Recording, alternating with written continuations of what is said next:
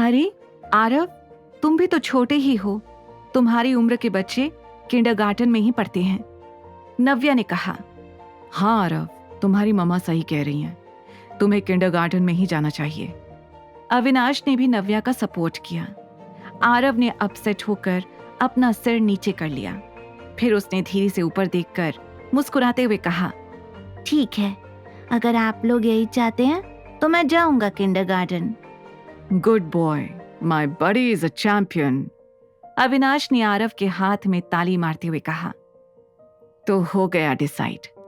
आरव शहर के best kindergarten में पढ़ेगा और ये मेरी जिम्मेदारी है कि मैं अच्छे से स्कूल के बारे में पता करूंगी। ऑफ कोर्स, मरियम आंटी इस काम में एक्सपर्ट हैं। बचपन में मेरी पढ़ाई, स्कूल, सब कुछ इन्होंने ही हैंडल किया था।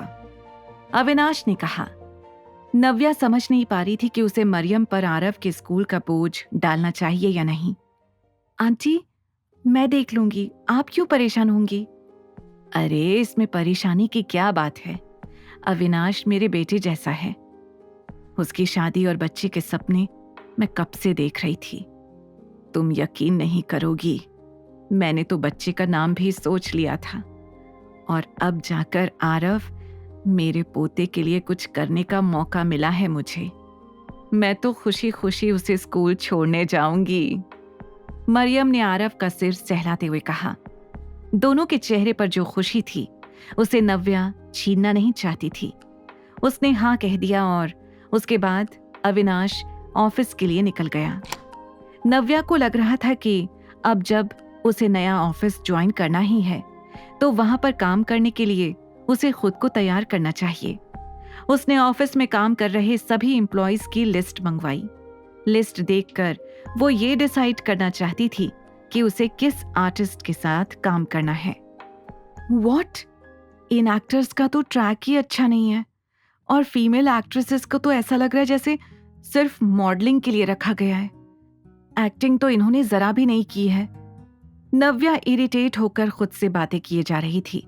उसे इस इंडस्ट्री में काम करते हुए कई सालों का एक्सपीरियंस हो गया था, इसलिए वो अपने पूरे फोकस से यहाँ पर काम शुरू करना चाहती थी। पर एम्प्लॉयज की लिस्ट देखकर उसे भारी डिसअपॉइंटमेंट हो रही थी।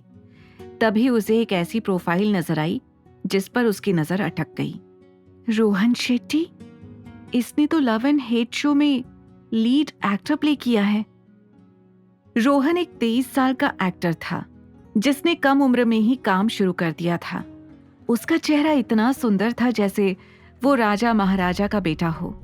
जिस शो में उसने काम किया था उसे देखने के लिए लड़कियां अपना स्कूल, कॉलेज सब मिस कर देती थीं। नव्या को पता था कि रोहन की फैन फॉलोइंग किस तरह की है। यस, मैं इसी के साथ काम करूंगी। उधर आहूजा ऑफिस में अविनाश अपने कैबिन में बैठा था।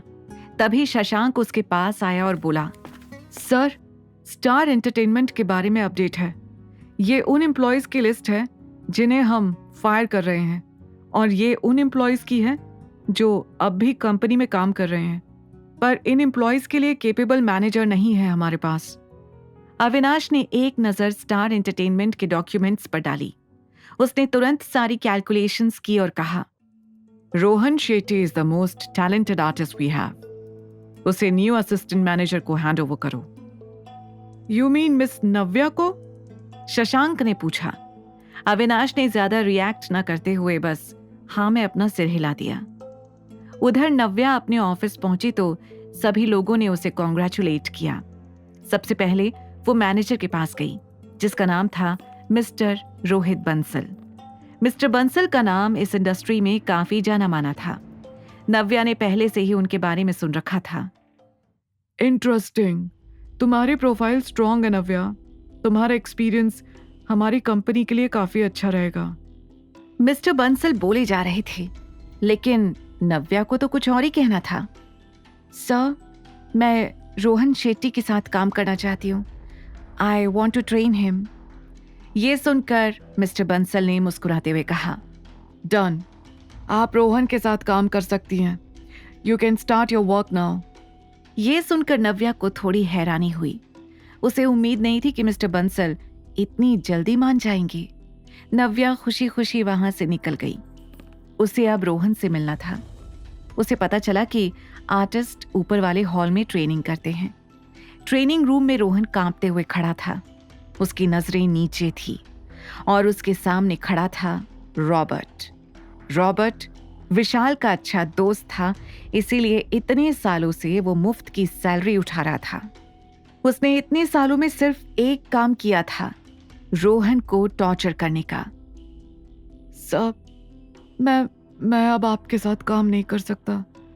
आगे की कहानी जानने के लिए देखें अगला एपिसोड सिर्फ पॉकेट FM के YouTube चैनल पर, और द रिटर्न के सारे एपिसोड्स को सुनने के लिए डिस्क्रिप्शन में दी लिंक से डाउनलोड करें पॉकेट FM ऐप।